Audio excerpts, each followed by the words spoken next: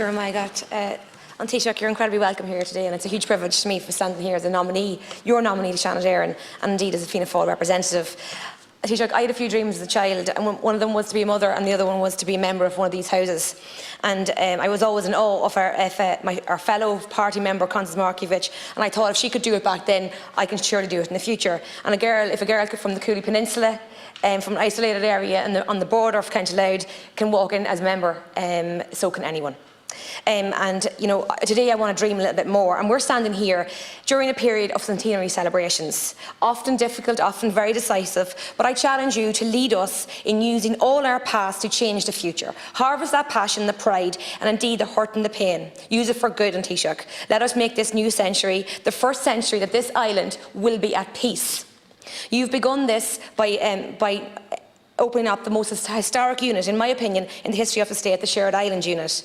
And it is our responsibility to ensure that our children's children live in a country where we have true republican ideals, and those ideals, for me, are taken from the proclamation: religious and civil liberty, equal rights, equal opportunities to all its citizens, cherishing all of our children of the nation equally, and oblivious of all the differences. We have a lot of work to do, Taoiseach.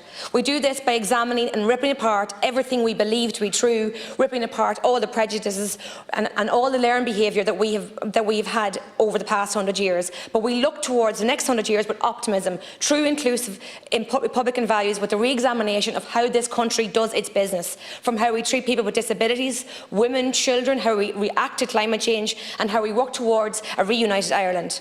Only with the re-examination of how we work on this island will we ever be able to express our true republican identity in an inclusive and a fair way.